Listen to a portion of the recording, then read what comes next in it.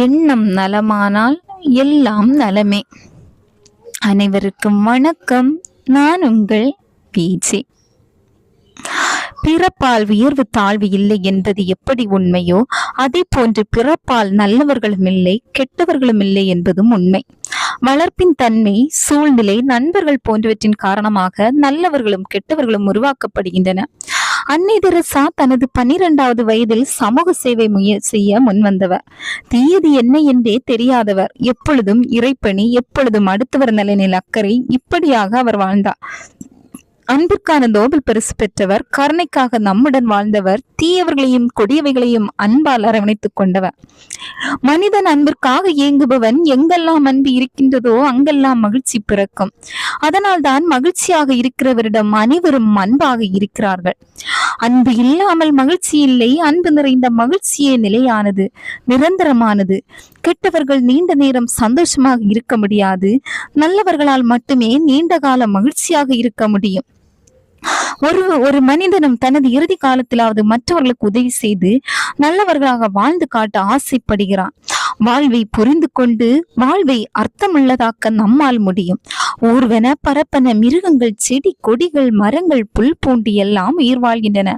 ஆனால் மனிதன் மட்டும்தான் வாழ்க்கையை நடத்துகின்றான். உயிர் வாழ்தல் மட்டுமே வாழ்க்கை அல்ல. ஆனால் மனிதன் வாழ்வதற்கும் மிருகங்கள் வாழ்வதற்கும் வேறுபாடு உள்ளது. அதனால் தான் மனிதன் வாழ்க்கை நடத்துகின்றான், மற்றவை உயிர் வாழ்கின்றன. மனிதன் உள்ளத்தால் வாழ்கின்றான், அதனால் தான் அவன் வாழ்க்கை நடத்துகின்றான். மற்ற உயிரினங்கள் உடலால் வாழ்கின்றன. நாம் நல்லவர்களாக வாழ நாம் செய்ய வேண்டியதை மனதை கட்டுப்பாட்டிற்குள் அடக்கி வைப்பதுதான் தாயுமானவர். கோபத்தை அடக்குதல் முதலிய சித்துக்களை விட மனிதை அடக்குவது சிறந்தது என்கிறார். தினசரி படுக்கையில் தூங்கும் முன் அன்று காலை நீங்கள் செய்த செயல்களை சந்தித்த மனிதர்களை அவர்கள் நீங்கள் எப்படி நடத்தினீர்கள் என்பதை அசை போட்டு பாருங்கள். தீதும் நன்று பிரதரவாரா என்பார்கள். அது போன்று மற்றவர்களால் உங்களை கெட்டவர்களாக ஆக்க முடியாது. நீங்கள் சற்று கவனமுடன் இருங்கள். கெட்டது உங்களை நெருங்காது. நல்லது மனதில் நிறைந்திருக்கும் போது கெட்டது மனதில் புக இடம் இருக்காது. ஒருவேளை மறந்தும் ஒரு தகாத செயலை செய்துவிட்டால் வருத்தம் தெரியுங்கள். அந்த செயல்களுக்காக உங்களையே நீங்கள் வெறுத்து ஒதுக்காதீர்கள். இனி வரும் காலங்களில் இது போன்று நடக்காதிருக்கும் வகையில் கவனமாக இருங்கள். அது உங்களால் முடியும். நல்லது சிறந்ததை சொல்லித் தருகின்றது என்பது ஸ்டோனியன் பழமொழியாகும். நல்லது காத்திருந்து வருகின்றது, தீயது ஓடோடி வருகின்றது.